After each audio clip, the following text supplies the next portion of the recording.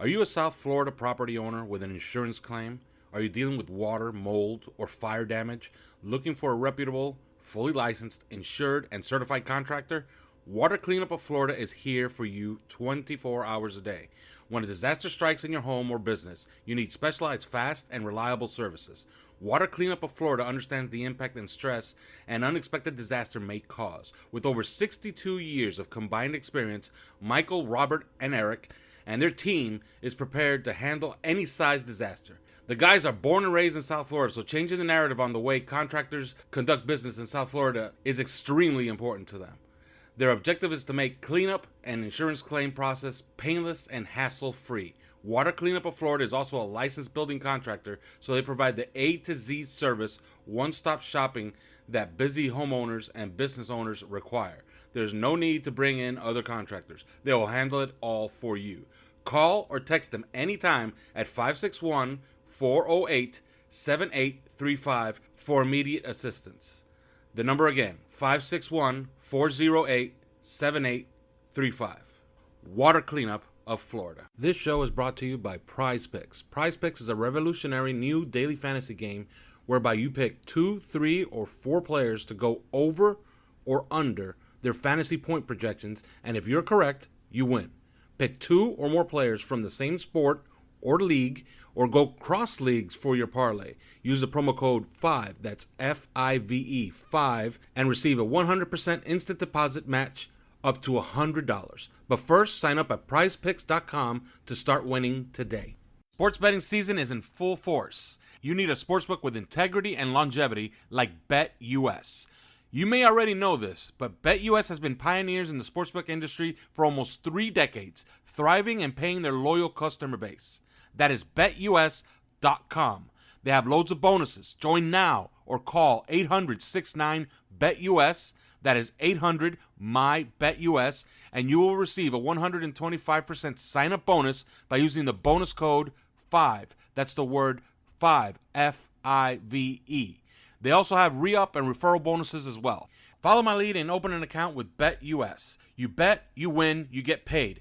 BetUS. This show is brought to you by Lewis Peters State Farm, agency representing the #1 auto and home insurer in the United States for more than 60 years combined experience in the insurance industry. Local agents that understand South Florida's unique market. You have access to them 24/7, walk in, call in, click in through lewispeters.com. You can find them online on social media at SF Agent Peters, or you can call at 305-275-5585. Remember, lewispeters.com. Welcome to 3 Yards Per Carry, a podcast covering the Miami Dolphins and the NFL. Now, here's your hosts, Chris, Alf, and Simon. And we're on, and welcome to another edition of 3 Yards Per Carry. This is an emergency edition of 3 Yards Per Carry.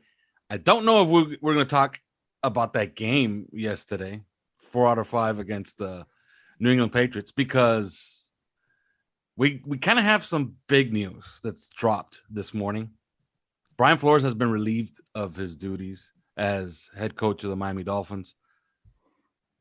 It's been met with a lot of surprise, but maybe we shouldn't be surprised with everything that has transpired over the past year. But I guess reactions first. Simon, your reaction? Yeah, shocking. I think we're all pretty stunned, probably, because we just didn't see it coming, especially with the result yesterday. I thought if the Dolphins had got blown out yesterday, then maybe. But to me, based on what's been said by people like Jeff Darlington, people like Joe Shad, really good journalists, good reporters, this is clearly a mandate supporting Tua Tagovailoa. There clearly was dissension between and difficulties between Tua and Flo in terms of their relationship. I think the Deshaun Watson thing is probably huge in amongst this. Feels like a power play to me from Chris Greer and Ross, and Stephen Ross is talking as we speak, and saying that that communication wasn't great between the three of them, and that things had essentially broken down. And what's been said clearly by Jeff and Joe makes it feel like the Dolphins are 100% now in on Tua, and it's ride or die time. but I'm shocked. I'm sure you two guys are as well. I mean, you only had to listen to the players last week, Christian Wilkins, Xavier Howard, talking about how they, Flo held the team together. And I'm sure we're going to go on to talk about his mistakes, and which he did make. But he also, had a lot of good qualities. But I think yesterday showed that the team was still playing for him. They beat the New England Patriots, who were going to the playoffs. Bill Belichick's Patriots. Yet again, they beat them. And yeah, it's pretty. I think the most stunning thing is that Chris Greer retains his position. The guy that has perennially fucked up this offensive line. For whether we like it or not, he's the guy that picked Tua over Justin Herbert, and you only have to look at Justin Herbert last night to realize how amazing he is. Free agency misses: Will Fuller, Carl Van Noy, Eric Flowers, the defensive end we got from Buffalo, who we traded to Houston for Benedict McKinney. It's Chris Greer feels like he's been saved by Jalen Waddle, Jalen Phillips, and Javon Holland. But how Greer maintains his position on Flores is beyond me. But I'm sure it'll come out in the wash that there was, a breakdown in relationship between Flo and Greer, and a big breakdown between Tua and Flo. But to me, Chris, I don't know what you think, but this is the mandate for Tua Tagovailoa. Yeah, and before we get Chris in here, I can report this. Last night, he was asked to make changes on his offensive staff. And after he was asked to make changes on his offensive staff, he was then fired. So make of that what you will. Evidently, obviously, he refused. And that was, I guess, the final straw, and many straws. Chris. Well, it's interesting that you say that, because some of the offensive staff are relieved about this. That's the exact word that I've got from somebody close to one of them. And there was a lot of so I'd been given this all year by a really good source of mine, sort of the hints at this all year, and I tweeted about it. I don't know if it was a couple of weeks ago or a week ago or something. Yeah, a week ago I think I tweeted it. That this has to be considered a low chance that Brian Flores would end up out in Miami. But it's not a non-zero chance, because the higher ups are going to have some thoughts on the strategy going forward, and the reorganization and the coaching staff and stuff like that, and what happens if Brian Flores digs his heels in. And we all know he's he can be a very stubborn man. And if you have the unstoppable force meeting the immovable object, what happens? And what happens is dismissal. I mean, that's what happens, and that is what happened here. And so this is a surprise, but it is not a shock. And I think that something else that I've heard is that he and Chris Greer hadn't spoken to each other in 3 weeks, is what I hear. That they are not on speaking terms. Clearly there's lots of stuff floating around out there about the relationship between Brian Flores and Tua Tagovailoa having deteriorated completely. But I think that I go back there, but even Jeff Darlington reported today that their relationship, Tua and Flores, had deteriorated to the point where they didn't speak. That's the head coach and the quarterback. So yeah, and we'd been told that a while ago, that, this was around mid-season, that relationship had gotten real bad. Now relationships like that can always get better, especially as you start winning. But I go back to remember when Landon Roberts went up to Tua at the end of the Texans victory, which Jacoby Brissett quarterbacked. But Landon, you could kind of read his lips, and you could see Landon Roberts saying to him, no matter what they say, it's coaching. It's coaching. They don't appreciate you. They don't appreciate you.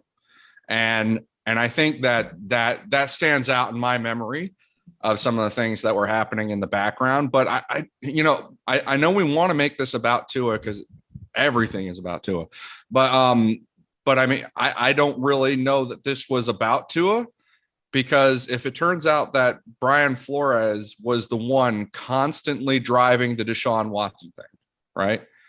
And if, all the rumors that you heard out in the media, and the constant drumbeat that we heard that was so annoying and such a distraction for the team, now you kind of wonder, whether that was coming directly from the head coach, whether he was the one throwing that out there to people and creating that distraction for his team.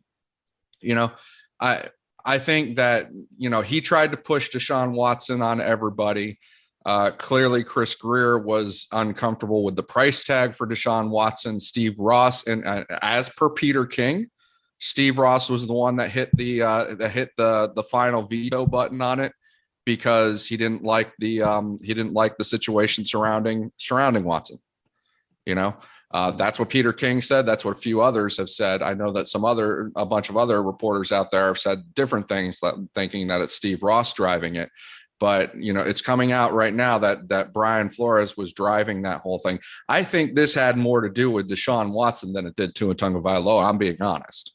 I don't think that the Dolphins are sitting here saying Tua Tagovailoa, we're totally believing in him. We chose Tua Tagovailoa over Brian Flores. I think that's bullshit. I think they chose, to get rid of the guy who was trying to push a rapist onto them. And I hate to put it so harshly.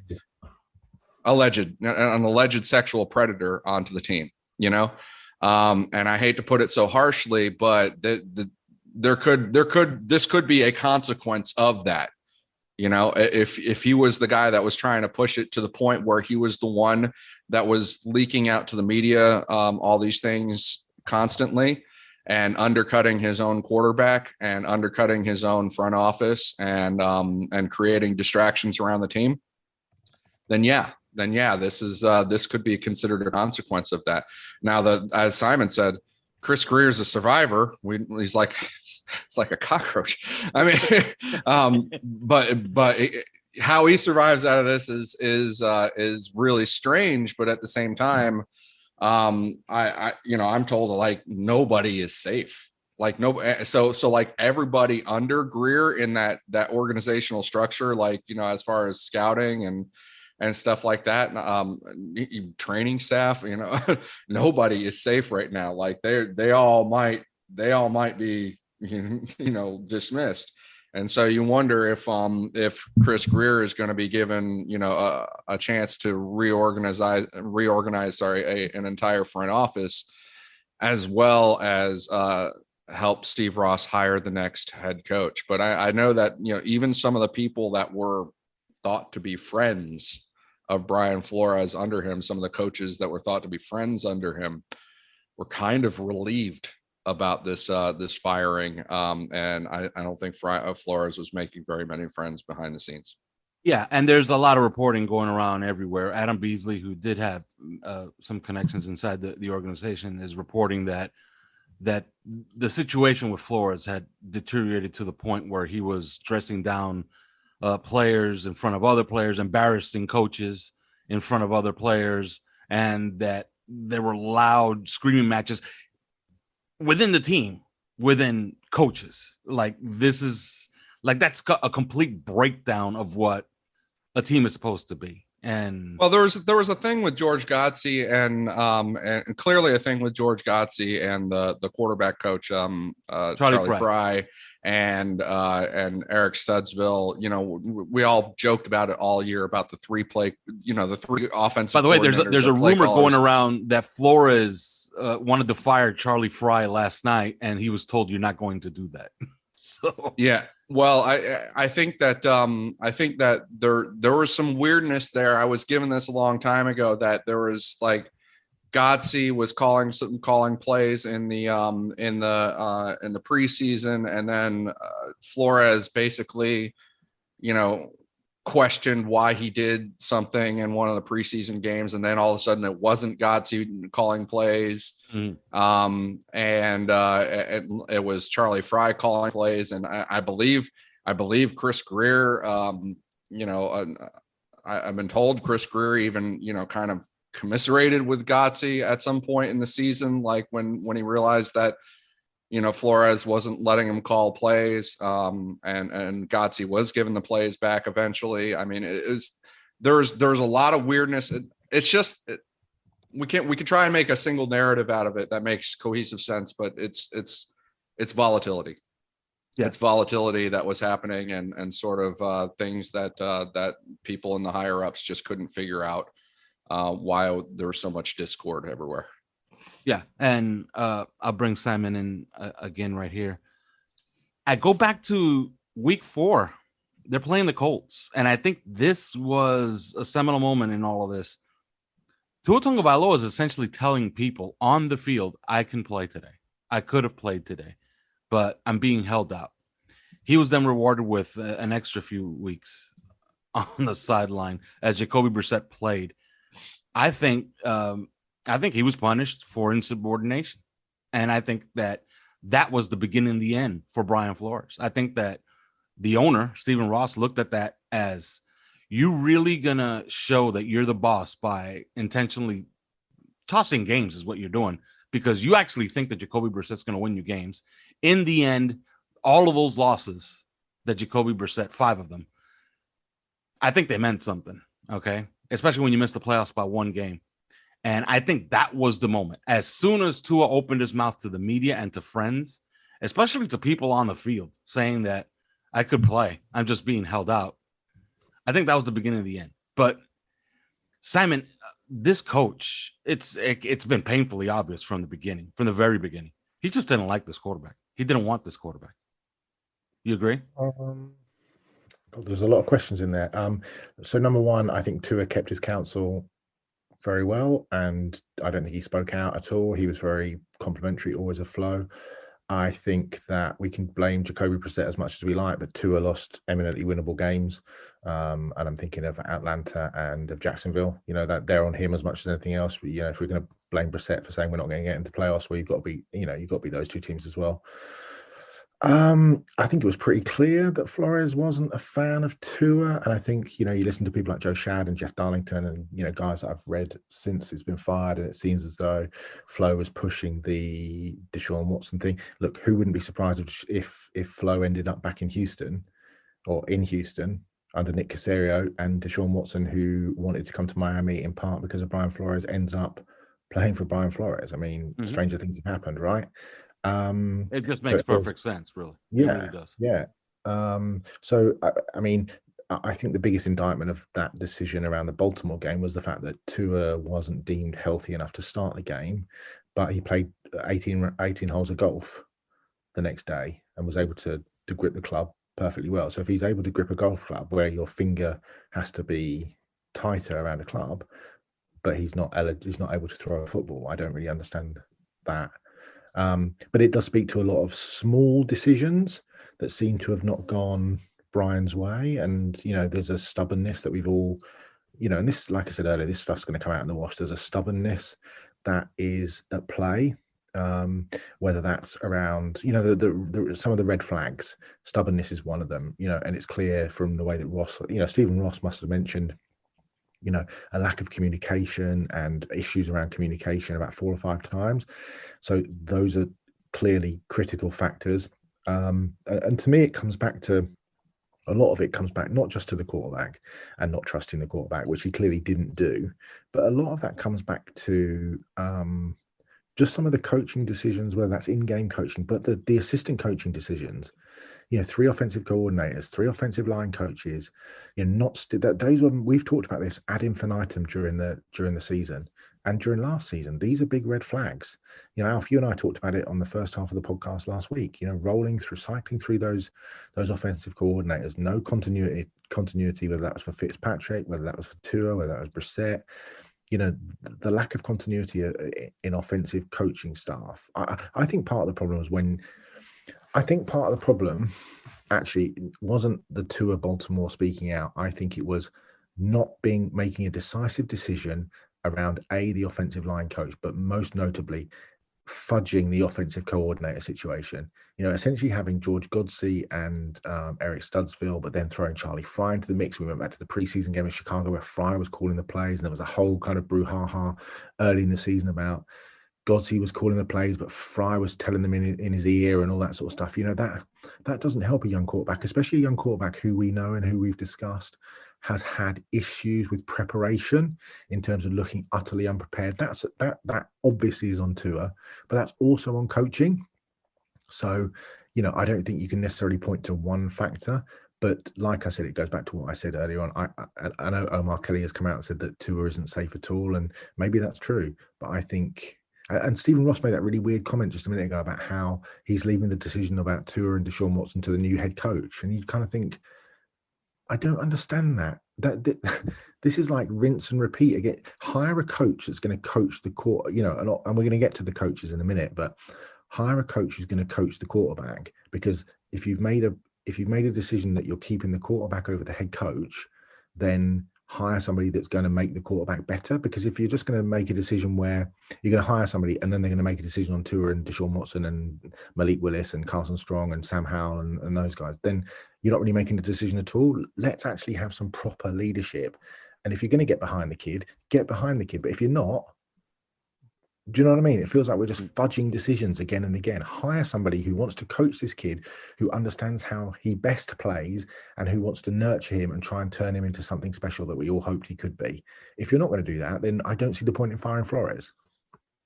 I agree with that. Although it's hard to keep a coach that just doesn't want your quarterback and is insisting consistently that he wants Deshaun Watson. And that's what Darlington has been reporting all day today, is that Flores was driving it, and I wouldn't call it an obsession, but it was his main sticking point, that if he was gonna begin the drumbeat once again. And how hard is it to say that that you support the quarterback that's here, not the one that's in Houston, that is not under your contract. He's under somebody else's contract. In fact, you can't even mention his name because you're afraid of catching a tampering charge. But how hard is it to just say you support the one here and not the one over there? And evidently, it was really difficult for Brian Flores to do any such thing. And it's obvious he didn't want the quarterback. Chris Greer could have done that too, though. Yes, he did. Yes, he could have. I completely agree. We talked about it at the time, like the Dolphins were not managing that situation from a press standpoint, right? No, they managed it. If there was a handbook on how to really fuck something up, it was that. And that's not just Flores. That's not just Flores. Clearly, it comes out he was a driving force in that. But that's not just him. Like Chris Greer was also. I mean, he was staying hid in a hole, and maybe this is the thing. Like we don't. There's all these things that you're going to discover like right now. Like we've been constantly complaining about the running backs position. Was it Brian Flores who basically said no, you don't spend resources on a running back. That's unimportant. What wasn't him. We know that Eric Flowers was not on the roster, was forced off of the roster and forced to be traded because Brian Flores wouldn't have him. Right. And he has final control over the roster. And Eric Flowers went on and played well elsewhere. And meanwhile, the left guard position was a constant thorn in our side all year with Austin Jackson, and Solomon Kinley. So I mean, like if you're looking at Steve Ross's standpoint, how does Chris Greer survive? I mean, on the one hand, I would point out that Chris Greer at any time could have quelled the distractions, could have attempted to quell the distractions over Deshaun Watson and tried to handle that better. But I think they're probably blaming that on Brian Flores. I think that Chris Greer is kind of a collaborator. So, he tries to do what his head coach wants. So it wouldn't surprise me if he could point to, various areas of the roster that are bad. He could probably point to some things that Brian Flores, insisted on. One of them being, hey, Eric Flowers went and played really well for someone else this year. But this was a guy that I wanted here, and Brian Flores insisted he be elsewhere. And offensive line was the big problem. And, there's the hiring of Lemuel Jean-Pierre as the offensive line coach. I mean, I know that was a kind of a head scratcher for many people all year. Could have been Brian Flores as the driving force in that, you don't really know. I mean, a lot of things are just going to be blamed on him, but I will say, like, mid-season, when it comes to that Deshaun Watson thing, multiple people in that organization could have actually gotten hold of that. So, it's hard to just blame that on Brian Flores, even though he was clearly a driving force. And probably, I'm going to say probably the steady source of those rumors. When you saw it brought up every single week, right? And you didn't see it brought up every single. There were other teams interested. Carolina was interested. Eagles were interested. The Eagles were interested. You didn't see it brought up with those guys every single week, distracting their team, right? You didn't. You just plain didn't, right? So there was a reason that it was coming out that it was Miami, right? That it was Miami every single week, and it wasn't just that. It wasn't just Deshaun Watson, and his no trade clause. There was a reason, and I think that in the end, this could be what we're looking at. Is this has more to do with Deshaun? Because the thing about turning this was about Tua Tagovailoa. They chose Tua over Brian Flores. Is that assumes Tua is safe, and I don't think he's safe at all. No, I don't think he's safe this offseason at all. And so I think that, we come next season, we're lining up some other quarterback. I'm not saying that will happen, but it could. We're lining up some other quarterback, then we'll realize, well, no, I guess this wasn't choosing Tua over Brian Flores. They chose neither, So that's one thing that I think people have to realize. One last thing on Brian Flores. Simon, what does it say of Stephen Ross that he keeps? We could talk about whiffing on the draft, and that happens. Greer's had plenty of whiffs. But what does it say about Stephen Ross that he keeps whiffing on these coaches? Like, he can't is he that bad a judge of character of all these people that he keeps it's now what, 4 coaches since 2015 or 3? I'm losing count. How many coaches have coached under Stephen Ross? Five. That's ridiculous. He's been here for less than 15 years, and he has 5 coaches. What does it say of Stephen Ross? He just can't pick them. He can't pick them. I mean, he's 81 years old, though, don't forget. We're just waiting for him to die to get somebody else to make the decision on the next coach. But he is the day before yesterday's man. Do you know what I mean? He is not even yesterday's man. Great at business, terrible at his hobby, which is kind of what this is. I mean, I said this in a conversation with somebody the other day. He's a very good owner for many reasons. One of which is, ironically, he doesn't jump to quick fire decisions, which he's obviously done today. But the other is that he built the stadium, he invests lots of money, he's supportive, all those sorts of things. And in that respect, he's an excellent owner. But in the other respect, he's not an excellent owner because he keeps people around too long. And part of the problem is that Chris Greer has been part of the Dolphins organization since 2000. And, we've been to the playoffs once in that time, twice. Yeah.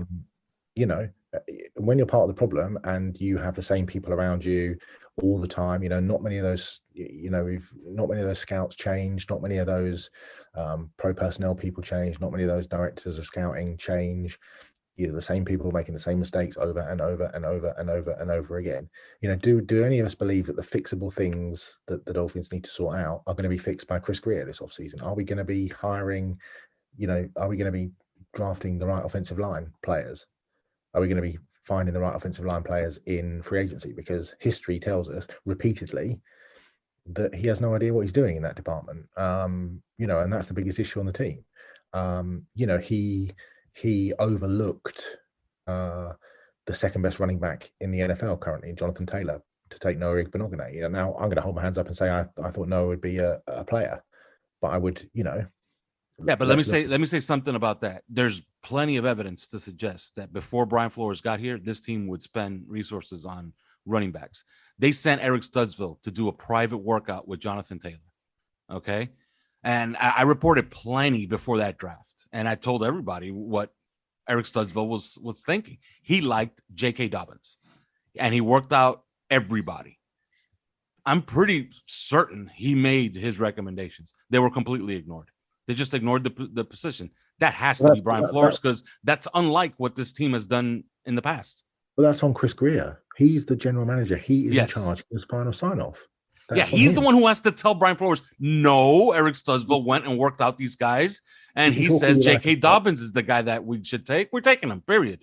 You can talk all you like about Flores having an involvement or whatever, but Chris Greer has the ultimate sign-off because that is his job. And if he's not doing that, then he's not doing his job. We can say, Flores liked Igbenogany. Well, that's fair enough. Well, did Flores like Austin Jackson, or did Greer just take Austin Jackson? Because I'm pretty sure Brian Flores wasn't, banging the table for an offensive lineman. He might have been banging the table for a corner or a safety, but he certainly wasn't, as far as I'm concerned, certainly wasn't banging the table for raw offensive lineman, young baby in terms of experience. That's not his. That's on Chris Greer. So the buck stops with him. So yeah, but yeah, we're asked about face. He's retained his job, and yeah, I mean, you said it best. He'd survive. This dude would survive the bloody, he'd survive a quiet place. A Quiet Place 3 might be about Chris Greer. That dude would still be alive running away from those monsters. Do you know what I mean? It's like, yeah, the thing is that Chris Greer has perfected the art of nothing is his fault, and he's nothing he's ever done has had any consequences. Like, he's always been able to point to somebody else. No, that coach didn't want this guy, he wanted this guy. So, and he tells you, and he'll flat out tell the media, like, look, I will never draft a player or sign a player that my head coach does not want. So he's telling you from the get-go, look, I have no responsibilities here whatsoever. So don't look at me. It's not my fault. All the bad picks, that's the head coach. That he doesn't want my guys. He's perfected that art, and I don't know how he's done it, but he's pulled the wool over Stephen Ross's eyes, because this is now 4 coaches, okay, that have gone through Chris Greer's view, and he continues to survive. I don't know how he does it, but he does. And all he's done really, as far as a shakeup, when he got the job, and he had full responsibility under Brian Flores, was that he moved around every single scout from one region to another. He basically reassigned scouts to different regions. That's the only thing he's done as far as a general manager. And I really do believe this. Had he completely blown up this last draft, he probably would have been fired today as well. But I think that he saved this job with those first 3 picks in the 2021 draft. He took Waddle, he took Phillips, and he took Holland, and he's pointing to that like, hey, you can't fire me. Look what I just did. So he survives, but that begs the question. All right, who are the candidates? And I guess we'll close right here with this. And I'll start with you, Chris. Who are candidates? Who are the candidates to be the head coach for the Miami Dolphins? I tell you who it's not. It's not Jim Harbaugh. Mm-hmm. And that I was told. So like I said, I'd been given this dis-ease, I guess, with Brian Flores all year, and always wondered why, because, and it reminded me so much of this. The same source was telling me the same thing about Adam Gase, the year before he was sacked. Mm-hmm. And we never believed it. And of course, nobody ever believes this about Brian Flores either. But that source was like, listen, I have a better chance of being the head coach of the Dolphins than Jim Harbaugh does. It's not going to be Jim Harbaugh. Who is it going to be? I think Simon has mentioned Doug Peterson. Mm-hmm. That's a candidate, but I'm also kind of told by that source that would be a surprise too. If Doug Peterson were to end up the guy. I think Jim Caldwell came onto the team for a reason at the very beginning of Brian Flores's tenure. And I think he also left for a reason. And so I would, 2 weeks. Yeah, very quickly. And he's on the coaching market. Like it's not that he's not interested in coaching. He is. So I would not be surprised at all to see them start to focus around him. I know that in New Orleans, Dennis Allen, as much as we were like, I mean, exactly. We had that reaction back in the original coach search, right?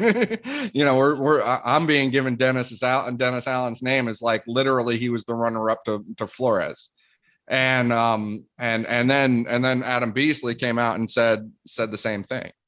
And if they were super impressed with that guy and he was the runner up to Flores, and now they're ditching Flores, you can't help but wonder if they're going to go, if they're going to revisit that. And I know nobody wants to hear that, but I think that this is going to be, they're going to be looking all over the place. And we're probably, everybody's probably assuming it's going to be an offensive guy or whatever, but that's not necessarily the case. So we'll see. I don't have any other names than those guys. I would think, I would think Caldwell and Dennis Allen. Any chance, and I'll ask you, Simon, then you could get your 2 cents in here. Any chance? Look, Joe Brady interviewed with 3 teams last year. He's out there again. Any chance he gets an interview here? He might, but he was sacked halfway through a season with an underwhelming. I know the quarterback situation wasn't great, but that'd be a surprise.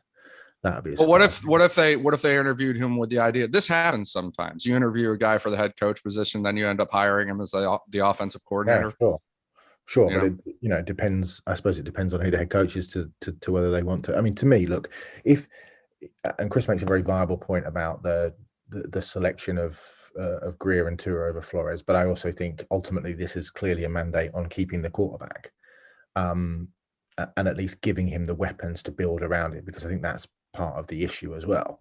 I think therefore, if you're going to do that, you have to make it as seamless and as you have to play to Tua's strengths. You have to call plays to his strengths. And I think, Tua thrives running an RPO attack with a strong running game. So if you're looking for new head coaches and you're looking at offensive-minded guys, it has to be those coaches who have successfully run RPO attacks. So that's Eric Bieniemy in Kansas. That's the Andy Reid coaching tree. So Mike Kafka, for example.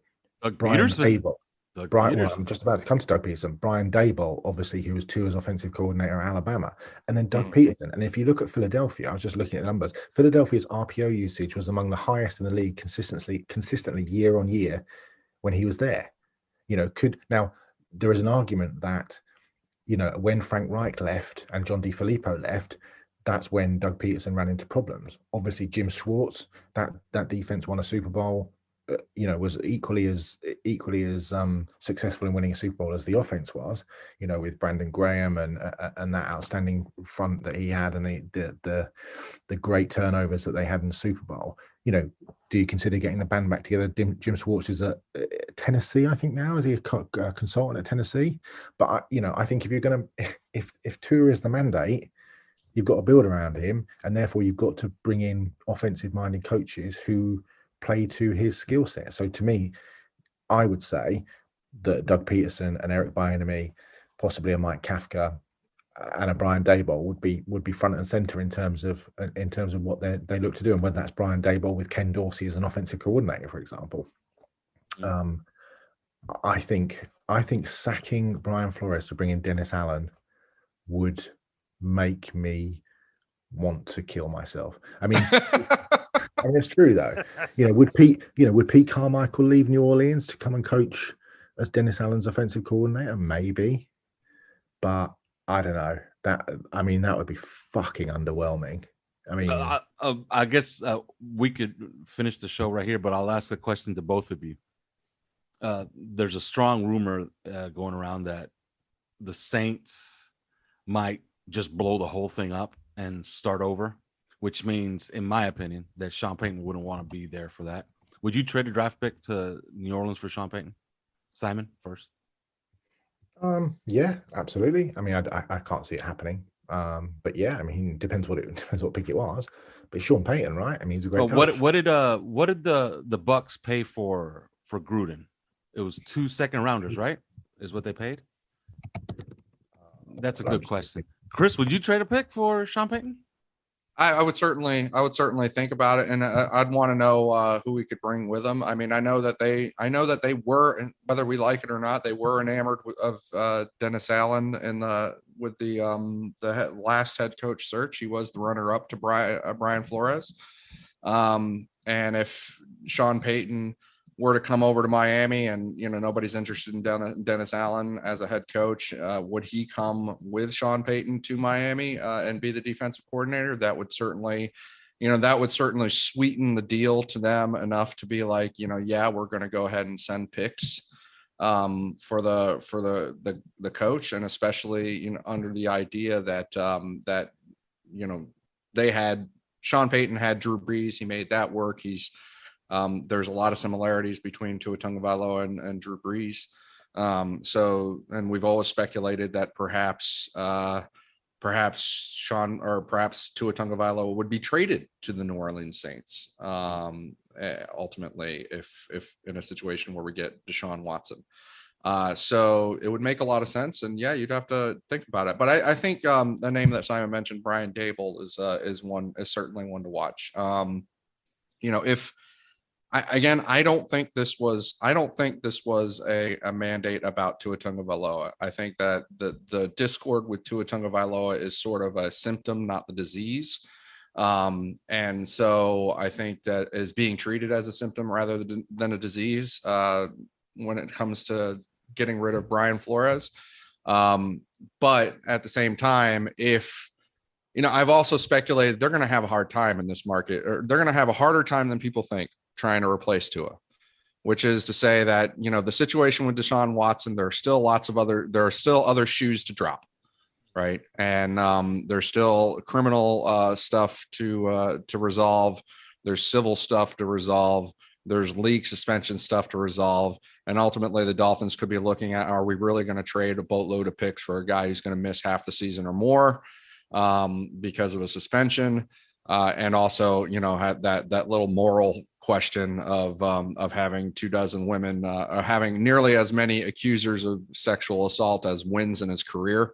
I think that there's that. So that quandary was going to present to them. And I think that they would they already leaned toward a no. They already said no.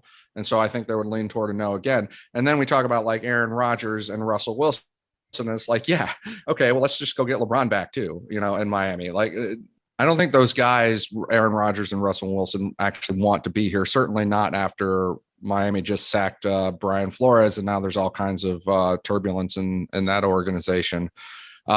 So they may stare at the quarterback environment, and then you go to the draft, and this is being considered a weak quarterback draft.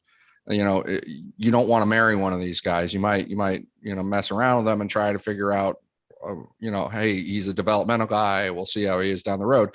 But this is kind of a weak quarterback draft to try and replace your guy like Tua Tagovailoa. So they may look at the quarterback environment. They may find themselves staring at it and being like, it's not that we believe Tua is the man.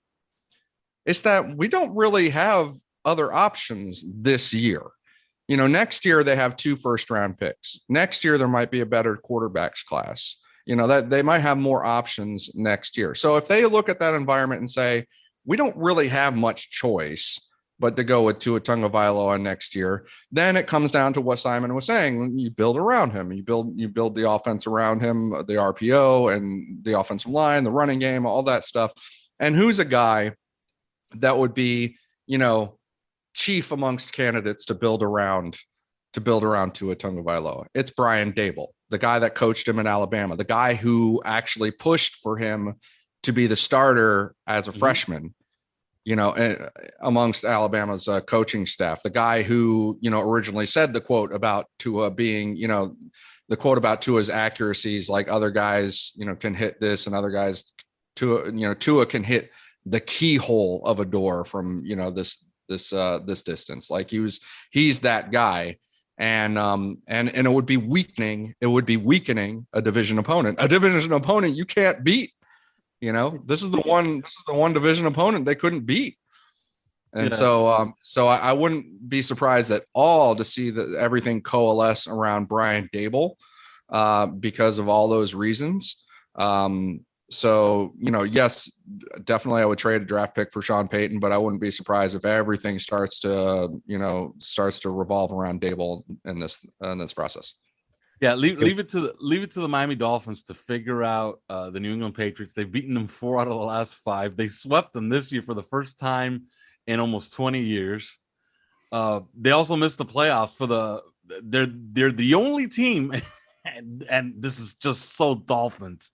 Okay, they're the only team in the last 40 years to miss the playoffs twice, because they did it in 2002 and 2003 with winning records back-to-back years. They're the only team to do that in 40 years. The Miami Dolphins. That's it. And they've done it twice. John Gruden cost 2 firsts and 2 seconds. So, yeah, that was egregious when that happened. Sure. I remember at that time. Sure. Well, it's quite interesting just looking at social media. A lot of players tweeting Blake Ferguson, can't thank Coach Flo enough for taking a chance on me, changed my life forever. Jason McCourty, wow, with 4 exclamation marks. Nick Needham, I'm sick as fuck. Robert Hunt quote tweeting it going, facts, exclamation mark, exclamation mark. Interestingly, on Instagram, Devontae Parker has liked the post where the Dolphins say they fired Brian Flores, which I find quite interesting. I mean, maybe that's just a mistake on his part, but it does seem quite interesting that you would come out and like a post to say that your coach has been fired. Well, that's Devontae Parker. Devontae Parker's a special guy. You never know what he's thinking, Although, there's some evidence to suggest that Flores and Parker didn't have a bad relationship. So, but we didn't know that, that Flores had all these problems with all the coaches in the building. Well, I guess we could wrap it up right here. Can I just throw a completely random name into the mix? Go ahead. What about Lane Kiffin? Well, that's a sexy name, right? Like, that's extremely sexy. I mean, he's a big Tua fan, right? Yes, he's a massive Tua fan. That would be interesting. I think so we do have to throw out in-house guys in here, right? And somebody in-house is going to get that interview. It should be Gerald Alexander. Who? Oh, Gerald Alexander. Okay. Yeah. Coach. Maybe it's him. Maybe it's Boyer, Josh Boyer. Maybe he gets an interview. I don't know. Just if they want to keep continuity with the style of defense that they've built. Yeah, and I think that's something worth preserving. You have a lot of rookie contracts. Everybody's like, I'm looking at it on social media. People are saying, another rebuild. Well, on the offensive side of the ball, absolutely. But, you have a lot of rookie contracts, a lot of good contracts on the defensive side of the ball, and you don't have much to do, really. What do you really have to do? Re-sign Emmanuel Ogbah. That's it. And then you got some decisions to make in a couple of years on guys like Wilkins, AVG, and such, and Byron Jones. But, it's kind of ready-made. That defense is ready-made. I wouldn't mess with it too much. I'd be – whatever coach comes in here, you got to try to I wouldn't say force Gerald Alexander and Josh Boyer upon them, but they would get a strong recommendation from me. I just would. Like, you've built one part of a football team pretty well. The other part is the one that's in shambles and has to be completely rebuilt, which is the offensive side of the ball. All right. That's it. There's no more. The next time we talk to you, we didn't think we'd be talking about that. We thought we would do a show later on this week about the offseason and the offensive line and and such. But no, we'll be talking coaching candidates again. By the way, this is the second time that we go through this on the podcast. Okay, that tells you the frequency that Stephen Ross is firing coaches in this for this franchise. So yeah, I guess we'll talk coaching the next time we speak to you. Thanks for listening to 3 Yards Per Carry. You can subscribe via iTunes, on Podbean, or your usual podcast provider.